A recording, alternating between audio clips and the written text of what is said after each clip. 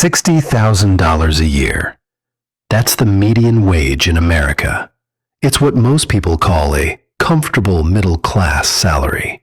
The kind of money that's supposed to let you live, save, take a vacation, and one day buy a house. But here's the trick. If you earn $60,000 a year, you don't actually take home $60,000. You don't even take home $45,000. By the end of the year, when you do the math honestly, accounting for taxes, inflation, debt interest, and hidden fees, you have less than $28,000 in real purchasing power. Less than half. And this isn't theory. This is math they never showed you in school, never showed you at work, and that politicians really don't want you to see. In this video, I'm going to break it down using concrete, verifiable numbers from 2026, exactly why the middle class in America can't escape the wheel. Why people work harder, earn more on paper, and live worse. I'm going to show you the 5 hidden layers of math that eat your paycheck before you even see it. Each layer is a separate trap. And when you stack them all together, you'll understand what I understood the first time I sat down and ran the numbers honestly. We're not being robbed in one big strike. We're being robbed in 1,000 small ones. And all of it is legal. Let's go. Meet Mike, 32 years old, data analyst, lives in Ohio. Salary, $60,000 a year. According to the latest Bureau of Labor Statistics data, that's just slightly above the American median household income. Mike isn't rich, but he isn't poor either. He's exactly what the American dream promises everyone.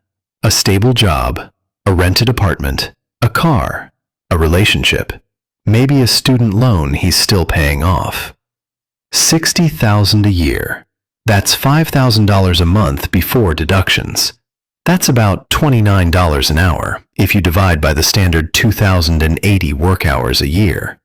Sounds decent, right? Especially if you live in Eastern Europe, Latin America, or even most of Western Europe. To you, that's a substantial sum. But here's what you have to understand from the start. The number on the paycheck is not money that belongs to Mike.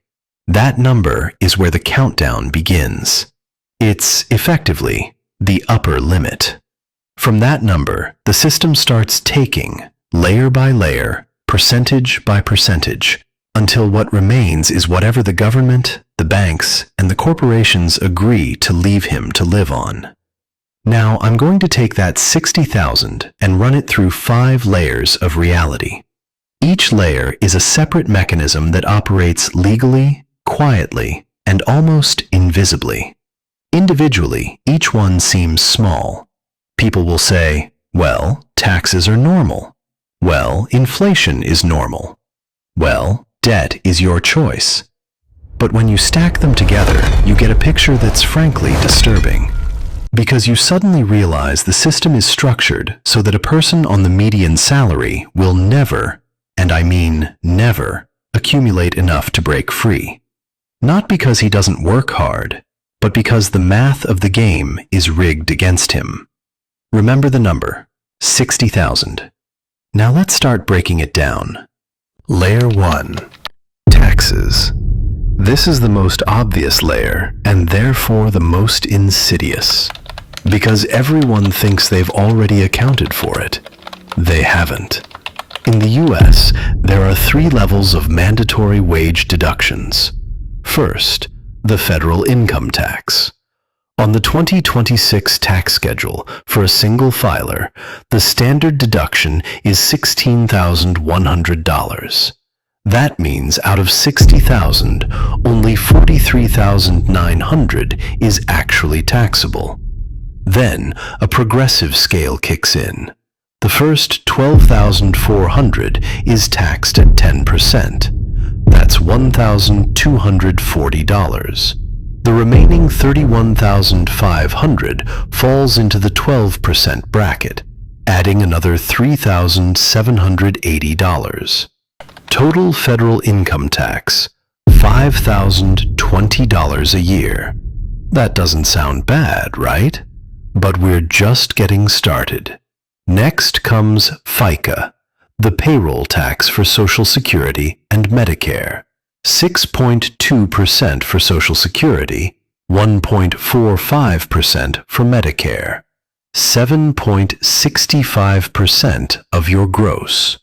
On $60,000, that's $4,590. And FICA, listen carefully, never gets reduced by the standard deduction. It's a flat tax from $1. And then there's the third layer, state tax. In Ohio, where Mike lives, the effective state income tax rate at his level is roughly 3.5%. That's another $2,100. In California, it would be around $2,800. In New York, $3,000. Texas and Florida, $0. But those states make up for it with higher property taxes and sales taxes. Added up, $5,020 plus $4,590 plus $2,100. Total, $11,710 in taxes a year. That's 19.5% of Mike's gross income. But it's not over. Mike also has automatic deductions for employer-sponsored health insurance, averaging about $1,700 a year for single coverage nationwide, plus 4% into a 401k retirement plan, which Mike doesn't technically have to do, but if he doesn't, he loses the employer match, which is functionally a pay cut. Another $2,400. After all these deductions, Mike's actual take-home is roughly $44,200 a year.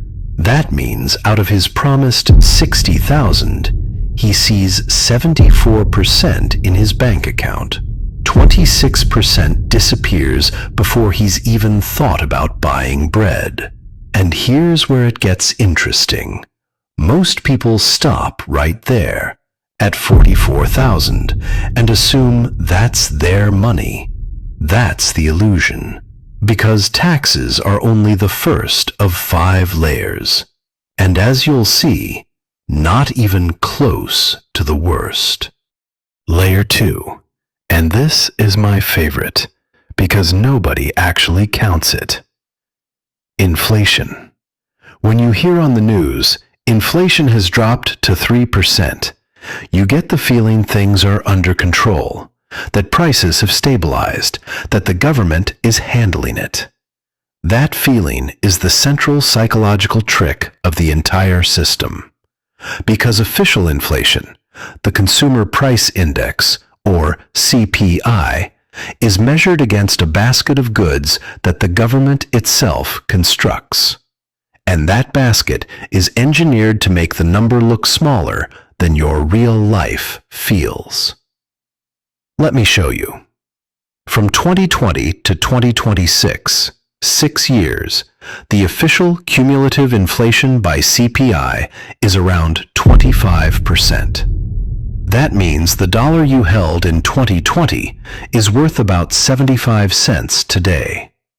Already unpleasant, right?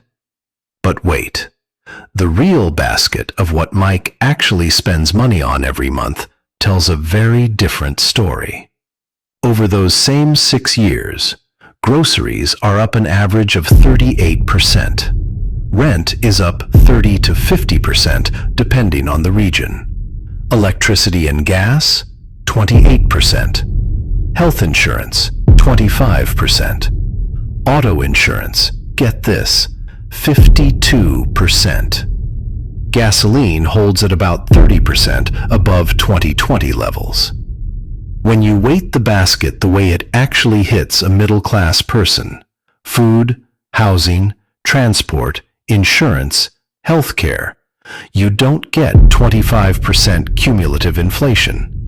You get 35 to 42%. That means a $20 in real life is worth about 62 cents today, not 75. And here's what that means specifically for Mike. He takes home $44,200. In $20, the purchasing power of that is roughly $27,400. Remember that number, $27,400. So out of his promised $60,000, his real purchasing power in stable money is less than half. But it gets worse. If Mike's salary doesn't go up by at least 4 to 5% a year, and average rank-and-file wage growth in America has been hovering around 3% recently, he's getting poorer every year. Not on paper. On paper, his salary may even be growing. But in actual goods, in gallons of gas, in pounds of meat, in square feet of housing, he's getting less every year. That's the hidden tax. Nobody votes on it. Nobody announces it. It runs automatically through central bank money printing, through ballooning national debt, through statistical distortions. And unlike a regular tax, you can't escape it by moving. You pay it regardless of where you live, how smart you spend, or which politicians are in office. Every time you walk into the grocery store and milk costs 50 cents more than last year, that's the inflation tax. And over 6 years, it has eaten approximately $16,800 of Mike's real value, more than all his federal income taxes combined for the same period. And that's just 2 layers, taxes and inflation. Together, they've already taken more than 30% of Mike's stated salary. But this, as I said at the beginning, is only the beginning. 3 layers still ahead, and each one is worse than the last. Layer 3 is the debt trap that almost every middle-class American walks into voluntarily. I'm going to show you how a $300,000 mortgage turns into $718,000, not in theory, in concrete numbers.